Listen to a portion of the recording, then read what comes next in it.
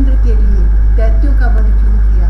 वे स्वयं परिपूर्ण कल्याण स्वरूप है, इसलिए उन्हें देवताओं से कुछ लेना देना नहीं है तथा निर्गुण होने के कारण दैत्यों से कुछ वैर विरोध और उद्वेग भी नहीं है। भगवत प्रेम के सौभाग्य से संपन्न महात्मन हमारे चित्त में भगवान के समत्व आदि गुणों के संबंध में बड़ा भारी संदेह हो रहा है। आप कृपा करके उसे मिटाइए। श्री सुखदेव जी ने कहा, महाराज, भगवान के अद्भुत चरित्र के संबंध में तुमने बड़ा सुंदर प्रश्न किया, क्योंकि ऐसे प्रसंग प्रहलाद आदि भक्तों की महिमा से परिपूर्ण होते हैं, जिसके श्रवण से भगवान की भक्ति बढ़ती है। इस परम पुण्यमय प्रसंग को नारद आदि महात्मा गण बड़े प्रेम से गाते रहते हैं। अब मैं अपने पिता श्री कृष्ण द्वैपायन मुनि को नमस्कार करके भगवान की लीला कथा का वर्णन करता हूँ। वास्तव में भगवान निर्गुण, अजन्मा, अव्यक्त और प्रकृति से परे हैं। ऐसा होने पर भी अपनी माया के गुणों को स्वीकार करके वे बाध्य बाधक भाव को अर्थात मरने और मारने वाले दोनों के परस्पर विरोधी रूपों को ग्रहण करते हैं। सत्वगुण, रजोगुण और तमोगुण ये प्रकृति के गुण हैं, परमात्मा के नहीं। परीक्षित, इन तीनों गुणों की भी एक साथ ही घटती बढ़ती नहीं होती। भगवान समय समय के अनुसार गुणों को स्वीकार करते हैं। सत्वगुण की वृद्धि के समय देवता और ऋषियों का, रजोगुण की वृद्धि के समय दैत्यों का और तमोगुण की वृद्धि के समय वे यक्ष एवं राक्षसों को अपनाते और उनका अभ्युदय करते हैं। जैसे व्यापक अग्निकाष्ठ आदि भिन्न भिन्न आश्रयों में रहने पर भी उनसे अलग नहीं जान पड़ती, परंतु मंथन करने पर वह प्रकट हो जाती है, वैसे ही परमात्मा सभी शरीरों में रहते हैं, अलग नहीं जान पड़ती। परंतु विचारशील पुरुष हृदय मंथन करके उनके अतिरिक्त सभी वस्तुओं का बाध करके अंततः अपने हृदय में ही अंतर्यामी रूप से उन्हें प्राप्त कर लेते हैं। जब परमेश्वर अपने लिए शरीरों का निर्माण करना चाहते हैं, तब अपनी माया से रजोगुण की अलग सृष्टि करते हैं। जब वे विचित्र योनियों में रमण करना चाहते हैं, तब सत्व गुण की सृष्टि करते हैं, और जब वे शयन करना चाहते हैं, तब तमोगुण को बढ़ा देते हैं। परीक्षित, भगवान सत्य संकल्प हैं, वे ही जगत की उत्पत्ति के निमित्त भूत प्रकृति और पुरुष के सहकारी एवं आश्रय काल की सृष्टि करते हैं, इसलिए वे काल के अधीन नहीं हैं, काल ही उनके अधीन है। राजन, ये काल स्वरूप ईश्वर जब सत्व गुण की वृद्धि करते हैं, तब सत्वमय देवताओं का बल बढ़ाते हैं, और तभी वे परम यशस्वी देवप्रिय परमात्मा देव विरोधी रजोगुणी एवं तमोगुणी दैत्यों का संहार करते हैं। वस्तुतः वे सम ही हैं। राजन, इसी विषय में देव ऋषि नारद ने बड़े प्रेम से एक इतिहास कहा था। यह उस समय की बात है जब राजसूय यज्ञ में तुम्हारे दादा युधिष्ठिर ने उनसे इस संबंध में एक प्रश्न किया था। उस महान राजसूय यज्ञ में राजा युधिष्ठिर ने अपनी आंखों के सामने बड़ी आश्चर्यजनक घटना देखी कि चेदी राज शिशुपाल सबके देखते देखते भगवान श्री कृष्ण में समा गया। वहीं देव ऋषि नारद भी बैठे हुए थे। इस घटना से आश्चर्यचकित होकर राजा युधिष्ठिर ने बड़े बड़े मुनियों से भरी हुई सभा में उस यज्ञ मंडप में ही देव ऋषि नारद से यह प्रश्न किया। युधिष्ठिर ने पूछा, अहो, यह तो बड़ी विचित्र बात है। परम तत्व भगवान श्री कृष्ण में समा जाना तो बड़े बड़े अनन्य भक्तों के लिए भी दुर्लभ है, फिर भगवान से द्वेष करने वाले शिशुपाल को यह गति कैसे मिली? नारद जी, इसका रहस्य हम सभी जानना चाहते हैं। पूर्व काल में भगवान की निंदा करने के कारण ऋषियों ने राजा वेन को नरक में डाल दिया था। यह दम घोष का लड़का पापात्मा शिशुपाल और दुर्बुद्धि दंतवक्र दोनों ही जब से तुतलाकर बोलने लगे थे, तब से अब तक भगवान से द्वेष ही करते रहे हैं। अविनाशी पर ब्रह्म भगवान श्री कृष्ण को ये पानी पी पी कर गाली देते रहे हैं, परंतु इसके फलस्वरूप न तो इनकी जीभ में कोढ़ ही हुआ और न इन्हें घोर अंधकार में नरक की ही प्राप्ति हुई। प्रत्युत जिन भगवान की प्राप्ति अत्यंत कठिन है, उन्हीं में ये दोनों सबके देखते देखते अनायास ही लीन हो गए। इसका क्या कारण है? हवा की झोंके से लड़खड़ाती हुई दीपक की लौ के समान मेरी बुद्धि इस विषय में बहुत आगा पीछा कर रही है। आप सर्वज्ञ हैं, अतः इस अद्भुत घटना का रहस्य समझाइए। श्री सुखदेव जी कहते हैं, सर्वसमर्थ देव ऋषि नारद राजा की ये प्रश्न सुनकर बहुत प्रसन्न हुए। उन्होंने युधिष्ठिर को संबोधित करके बड़ी सभा में सबके सुनते हुए यह कथा कही। नारद जी ने कहा, युधिष्ठिर, सत्कार और तिरस्कार यह इस शरीर के ही तो होते हैं। इस शरीर की कल्पना प्रकृति और पुरुष का ठीक ठीक विवेक न होने के कारण ही हुई है। जब इस शरीर को ही अपना आत्मा मान लिया जाता है तब यह मैं हूँ और यह मेरा है ऐसा भाव बन जाता है। यही सारे भेदभाव का मूल है। इसी के कारण ताड़ना और दुर्वचनों से पीड़ा होती है। जिस शरीर में अभिमान हो जाता है कि यह मैं हूँ, उस शरीर के वध से प्राणियों को अपना वध जान पड़ता है। किंतु भगवान में तो जीवों के समान ऐसा अभिमान है नहीं, क्योंकि वे सर्वात्मा हैं, अद्वितीय हैं। वे जो दूसरों को दंड देते हैं वह भी उनके कल्याण के लिए ही, क्रोधवश अथवा द्वेषवश नहीं। जब भगवान के संबंध में हिंसा की कल्पना तो की ही कैसे जा सकती है। इसलिए चाहे सुदृढ़ वैर भाव से या वैरहीन भक्ति भाव से, भय से, स्नेह से अथवा कामना से कैसे भी हो, भगवान में अपना मन पूर्ण रूप से लगा देना चाहिए। भगवान की दृष्टि से इन भावों में कोई भेद नहीं है। युधिष्ठिर, मेरा तो ऐसा दृढ़ निश्चय है कि मनुष्य वैर भाव से भगवान में जितना तन्मय हो जाता है उतना भक्ति योग से नहीं होता। भृंगी कीड़े को लाकर भीत पर अपने छिद्र में बंद कर देता है और वह भय तथा उद्वेग से भृंगी का चिंतन करते करते उसके जैसा ही हो जाता है। यही बात भगवान श्री कृष्ण के संबंध में भी है। लीला के द्वारा मनुष्य मालूम पड़ते हुए ये सर्वशक्तिमान भगवान ही तो है। इनसे वैर करने वाले भी इनका चिंतन करते करते पाप रहित होकर इन्हीं को प्राप्त होगा।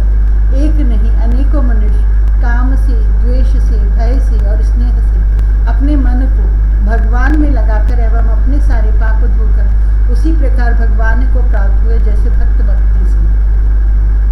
महाराज, गोपियों ने भगवान से मिलन के तीव्र काम अर्थात प्रेम से, कंस ने भय से, शिशुपाल, दंतवक्त्र आदि राजाओं ने द्वेष से, यदुवंशियों ने परिवार के संबंध से, तुम लोगों ने स्नेह से और हम लोगों ने भक्ति से अपने मन को भगवान में लगाया। भक्तों के अतिरिक्त जो 5 प्रकार के भगवान का चिंतन करने वाले हैं, उनमें से राजा वेन की तो किसी में भी गणना नहीं होती, क्योंकि उसने किसी भी प्रकार से भगवान में मन नहीं लगाया था। सारांश यह है कि चाहे जैसे हो, अपना मन भगवान श्री कृष्ण में तन्मय कर देना चाहिए। दंतवक्त, फिर तुम्हारे मौसेरे भाई शिशुपाल और दंतवक्त दोनों ही विष्णु भगवान के मुख्य पार्षद थे। ब्राह्मणों के शाप से इन दोनों को अपने पद से च्युत होना पड़ा था। राजा युधिष्ठिर ने पूछा, नारद जी, भगवान के पार्षदों को भी प्रभावित करने वाला वह शाप किसने दिया था और वह कैसा था?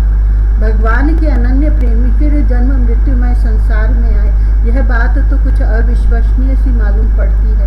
वैकुंठ के रहने वाले लोग प्राकृत शरीर, इंद्रिय और प्राणों से रहित होते हैं। उनका प्राकृत शरीर से संबंध किस प्रकार हुआ, यह बात आप अवश्य सुनाइए। नारद जी ने कहा, एक दिन ब्रह्मा के मानस पुत्र सनक आदि ऋषि तीनों लोकों में स्वच्छंद विचरण करते हुए वैकुंठ लोक में जा पहुंचे। यूँ तो वे सबसे प्राचीन हैं, परंतु जान पड़ते हैं मानो 5-6 बरस के बच्चे हों। वस्त्र भी नहीं पहनते। उन्हें साधारण बालक समझकर द्वारपालों ने उनको भीतर जाने से रोक दिया। इस पर वे क्रोधित से हो गए और उन्होंने द्वारपालों को यह शाप दिया कि मूर्खों, भगवान विष्णु के चरण तो रजोगुण और तमोगुण से रहित हैं। तुम दोनों इनके समीप निवास करने योग्य नहीं हो, इसलिए शीघ्र ही तुम यहाँ से पापमयी असुर योनि में जाओ। उनके इस प्रकार शाप देते ही जब वैकुंठ से नीचे गिरने लगे, तब उन कृपालु महात्माओं ने कहा, अच्छा, 3 जन्मों में इस शाप को होकर तुम लोग फिर इसी वैकुंठ में आ जाना। युधिष्ठिर, वे ही दोनों दिति के पुत्र हुए। उनमें बड़े का नाम हिरण्यकशिपु था और उससे छोटे का हिरण्याक्ष। दैत्य और दानवों के समाज में यही दोनों सर्वश्रेष्ठ थे। विष्णु भगवान ने नरसिंह का रूप धारण करके हिरण्यकशिपु को और पृथ्वी का उद्धार करने के समय वराह अवतार ग्रहण करके हिरण्याक्ष को मारा। हिरण्यकशिपु ने अपने पुत्र प्रहलाद को भगवत प्रेमी होने के कारण मार डालना चाहा और इसके लिए उन्हें बहुत सी यातनाएं दी, परंतु प्रहलाद सर्वात्मा भगवान के परम प्रिय हो चुके थे, समदर्शी हो चुके थे। से वे सुरक्षित थे। इसलिए तरह तरह से चेष्टा करने पर भी हिरण्यकशिपु उनको मार डालने में समर्थ न हुआ। युधिष्ठिर वे ही दोनों विश्रवा मुनि के द्वारा केशिनी कैकसी के गर्भ से राक्षसों के रूप में पैदा हुए। उनका नाम था रावण और कुंभकर्ण। उनके उत्पातों से सब लोगों में आग सी लग गई थी। उस समय भी भगवान ने उन्हें शाप से छुड़ाने के लिए राम रूप से उनका वध किया। युधिष्ठिर, मार्कंडेय मुनि के मुख से तुम भगवान श्री राम का चरित्र सुनोगे। वे ही दोनों जय विजय इस जन्म में तुम्हारी मौसी के लड़के शिशुपाल और दंतवक्त्र के रूप में क्षत्रिय कुल में उत्पन्न हुए थे। भगवान श्री कृष्ण के चक्र का स्पर्श प्राप्त हो जाने से उनके सारे पाप नष्ट हो गए और वे सनक आदि के शाप से मुक्त हो गए। वैरभाव के कारण निरंतर ही वे भगवान श्री कृष्ण का चिंतन किया करते थे। उसी तीव्र तन्मयता के फल स्वरूप वे भगवान को प्राप्त हो गए और पुनः उनके पार्षद होकर उन्हीं के समीप चले गए। युधिष्ठिर ने पूछा, भगवान, हिरण्यकशिपु ने अपने स्नेह भाजन पुत्र प्रहलाद से इतना द्वेष क्यों किया? प्रहलाद तो महात्मा थे। साथ ही यह भी बतलाइए कि किस साधन से प्रहलाद भगवान में हो गए।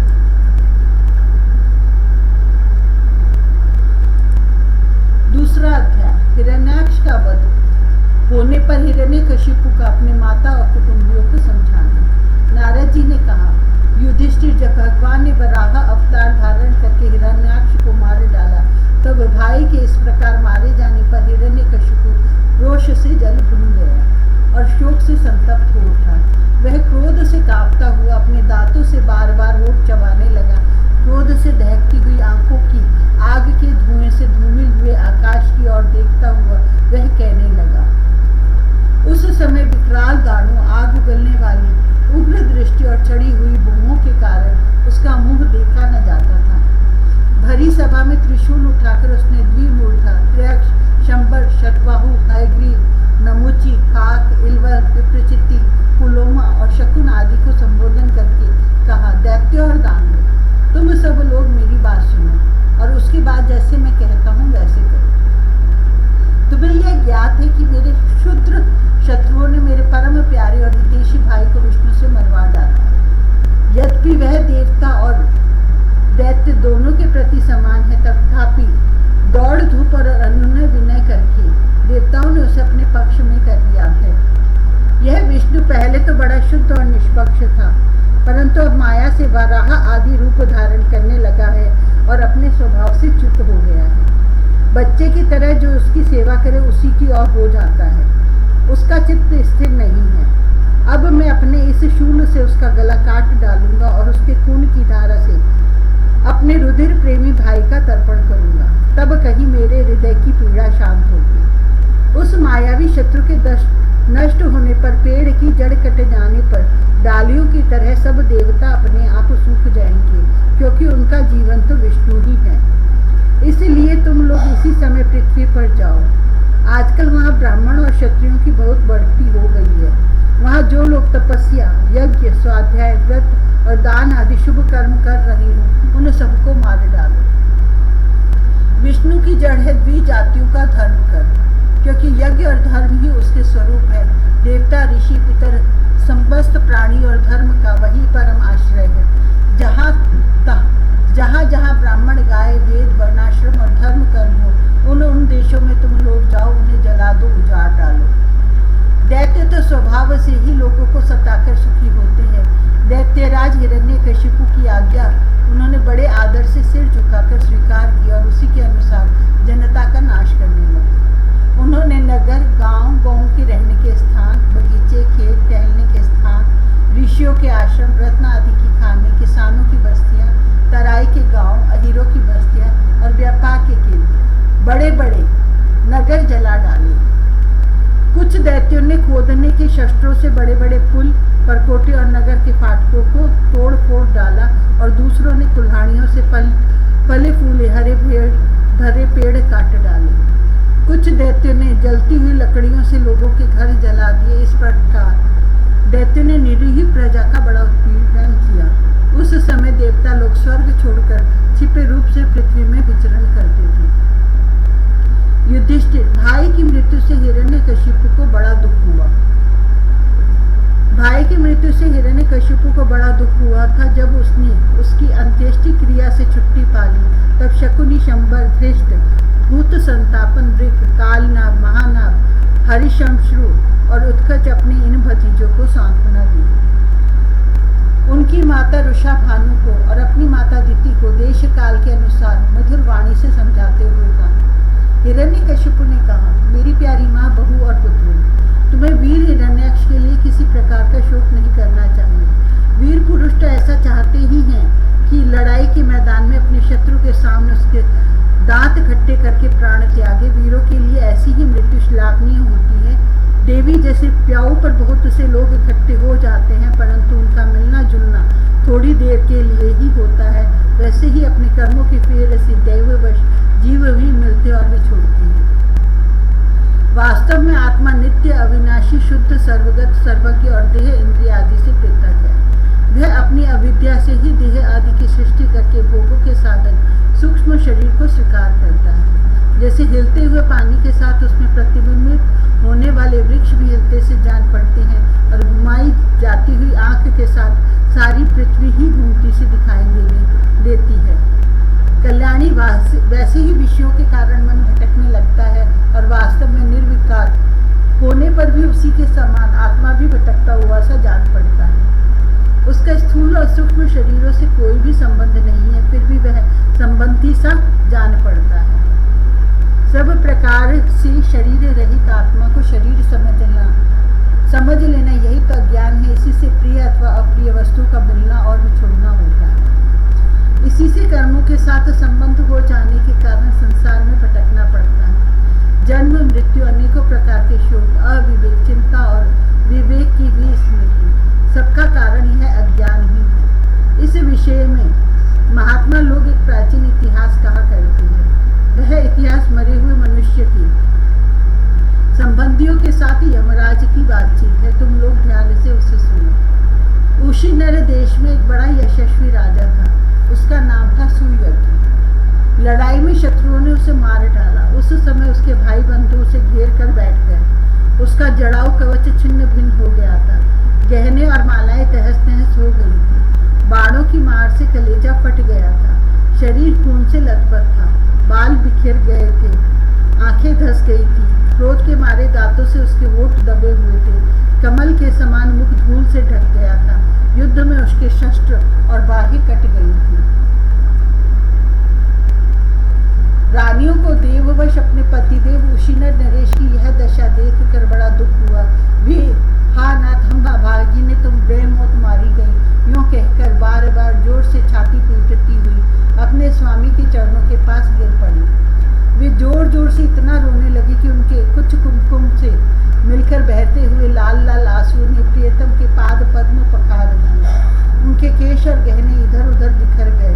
वे करुण क्रंदन के साथ विलाप कर रही थी, जिसे सुनकर मनुष्यों के हृदय में शोक का संचार हो जाता था।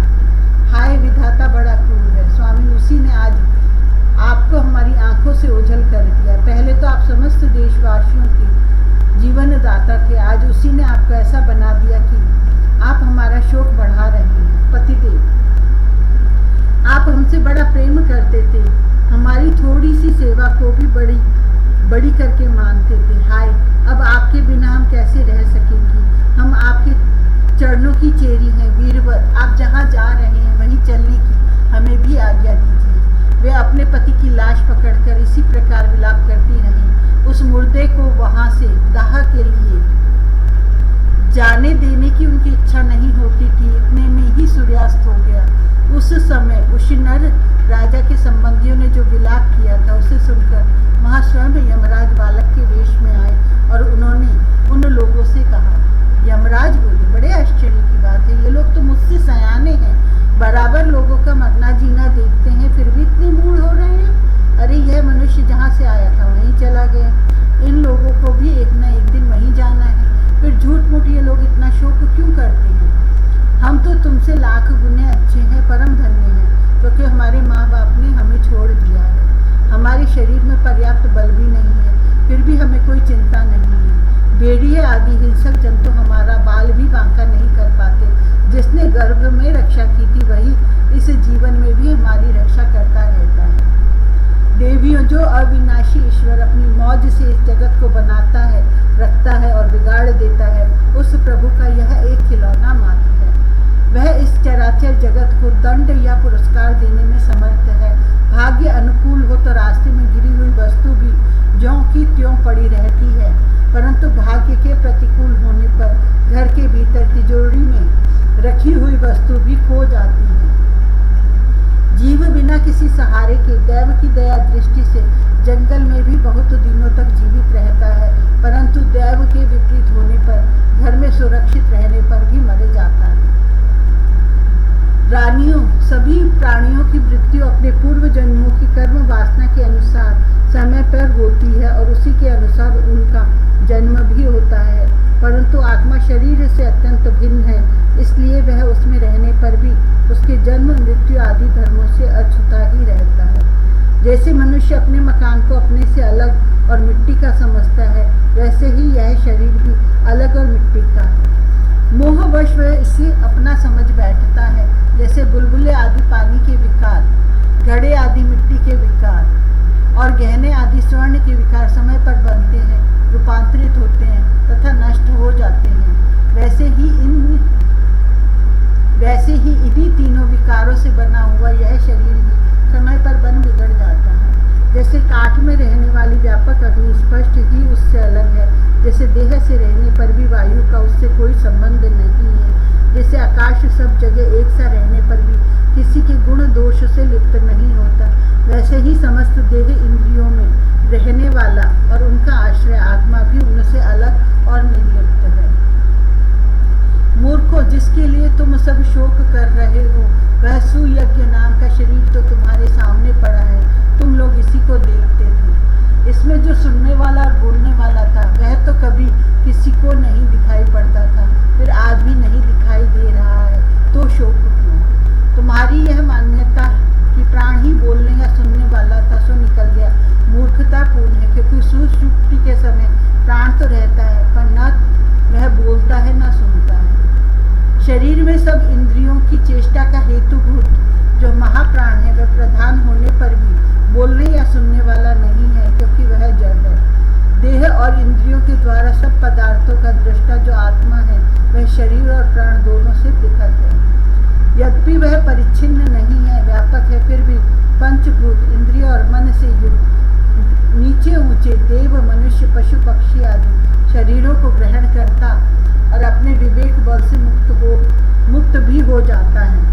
वास्तव में वह इन सब से अलग है। जब तक वह 5 प्राण, 5 कर्मेंद्रिय, 5 ज्ञानेंद्रिय, बुद्धि और मन, इन 17 तत्वों से बने हुए लिंग शरीर से युक्त रहता है, तभी तक कर्मों से बंधा रहता है, और इस बंधन के कारण ही माया से होने वाले मोह और क्लेश बराबर उसके पीछे पड़े रहते हैं। प्रकृति के गुणों और उससे बनी हुई वस्तुओं को सत्य समझना अथवा कहना झूठ बूट का दुराग्रह है।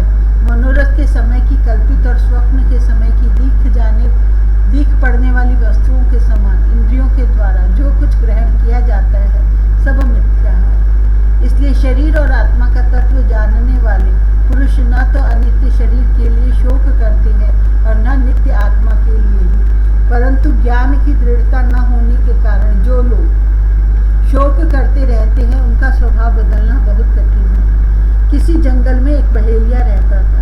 वह बहेलिया क्या था? विधाता ने मानो उसे पक्षियों के काल रूप में ही रच रखा था। जहाँ कहीं भी वह जाल फैला देता और ललचाकर चिड़ियों को फंसा लेता। एक दिन उसने कुलिंग पक्षी के एक जोड़े को चारा चुगते देखा। उनमें से उस बहेलिये ने मादा पक्षी को तो शीघ्र ही फंसा लिया। कालवश वह जाल के फंदों में फंस गई। नर पक्षी को अपनी मादा की विपत्ति को देखकर बड़ा दुख हुआ। वह बेचारा उसे छुड़ा तो सकता न था। स्नेह से उस बेचारी के लिए विलाप करने लगा। उसने कहा, यूं तो विधाता सब कुछ कर सकता है, परंतु है वह बड़ा निर्दयी। मेरी सहचरी एक तो स्त्री है, दूसरे मुझ अभागे के लिए शोक करती हुई बड़ी दीनता से छटपटा रही है। इसे लेकर वह करेगा क्या? उसकी मौज हो तो मुझे ले जाए, इसके बिना मैं अपना यह अधूरा विधुर जीवन जो दीनता और दुख से भरा हुआ है, लेकर क्या करूँगा। अभी मेरे अभागे बच्चों के पर भी नहीं जमे हैं। स्त्री के मर जाने पर उन मातृहीन बच्चों को मैं कैसे पालूंगा। ओहो, घोंसले में वे अपनी माँ की बाट देख रहे होंगे। इस तरह वह पक्षी बहुत सा विलाप करने लगा। अपनी सहचरी के वियोग में वह आतुर हो रहा था। आंसुओं के मारे उसका गला रुंध गया था। तब तक काल की प्रेरणा से पास ही छिपे हुए उसी बहेलिए ने ऐसा बाण मारा कि वह भी वहीं पर लौट गया। मूर्ख रानियों, तुम्हारी भी यही दशा होने वाली है। तुम्हें अपनी मृत्यु तो दिखती नहीं और इसके लिए रो पीट रही हो। यदि तुम लोग 100 बरस तक इसी तरह शोकवश छाती पीटती रहो तो भी अब तुम इसे नहीं पा सकोगी। हिरण्यकशिपु ने कहा। उस छोटे से बालक की ऐसी ज्ञानपूर्ण बातें सुनकर सबके सब दंग रह गए। उशिनर नरेश के भाई बंधु और स्त्रियों ने यह बात समझ ली कि समस्त संसार और इसके सुख दुख अनित्य एवं मिथ्या हैं। यमराज यह उपाख्यान सुनाकर वहीं अंतर्ध्यान हो गए। भाई बंधुओं ने भी सुयज्ञ की अंत्येष्टि क्रिया की। इसलिए तुम लोग भी अपने लिए या किसी दूसरे के लिए शोक मत करो। इस संसार में कौन आत्मा है और कौन अपने से भिन्न। यह अपना है और क्या पराया। क्या अपना है और क्या पराया। प्राणियों को अज्ञान के कारण ही यह अपने पराये का दुराग्रह हो रहा है। इस भेद बुद्धि का और कोई कारण नहीं है। नारद जी ने कहा। युधिष्ठिर, अपनी पुत्र वधू के साथ दिति ने हिरण्यकशिपु की यह बात सुनकर उसी क्षण पुत्र शोक का त्याग कर दिया और अपना चित्त परमात्मा स्वरूप परमात्मा में लगा दिया।